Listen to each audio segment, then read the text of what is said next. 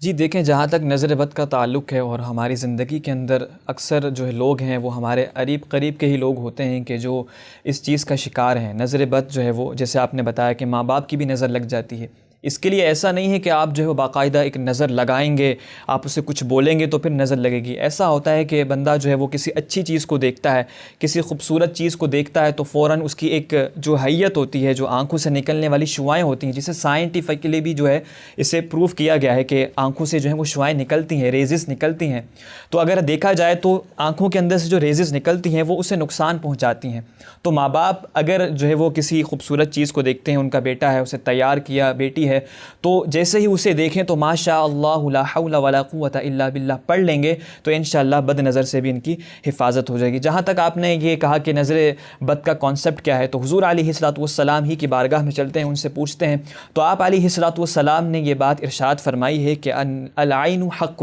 کہ نظر یہ حق ہے۔ اور ایک اور روایت نے فرمایا کہ نظر جو ہے وہ انسان کو، جو زندہ انسان ہے، اسے قبر تک پہنچا دیتی ہے۔ جہاں تک آپ نے فرمایا کہ اونٹ کو ہانڈیا تک پہنچانے کا محاورہ ہے، یہ محاورہ نہیں بلکہ حدیث مبارکہ کے یہ الفاظ ہیں کہ ایک اونٹ جو ہے وہ اسے اگر نظر بد لگ جائے، کسی کی نظر لگ جاتی ہے، وہ ایک صحیح سلامت اونٹ ہے، صحت یاب اونٹ ہے، تو وہ ہانڈیا تک پہنچ جاتا ہے۔ تو نظر بد اتنی شدید ہے۔ اب ہم قرآن مجید کی طرف چلتے ہیں، کیونکہ ہمارا موضوع جو ہے وہ قرآن کے ذریعے سے شفا کا حصول بھی ہے۔ تو قرآن مجید کے اندر سورہ قلم کی آخری 2 آیات ہیں۔ جب اس کا شان نزول آپ پڑھیں گے، مفسرین کرام نے اس کا شان نزول لکھا ہے،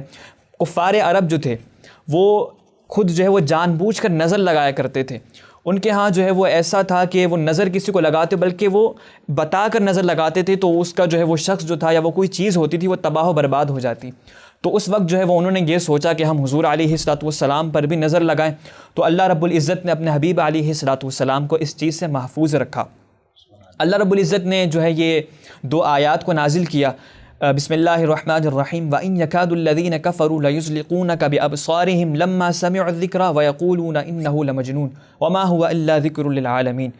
فرمایا کہ یہ جو 2 آیتیں ہیں، اگر کسی شخص کو نظر بد لگ جائے تو اسے جو ہے وہ اس پر یہ آیتیں پڑھ کر آپ دم کر دیں گے تو انشاءاللہ جو اس کی نظر بد ہے، اس کا جو اثر ہے وہ انشاءاللہ آہستہ آہستہ دور ہو جائے گا۔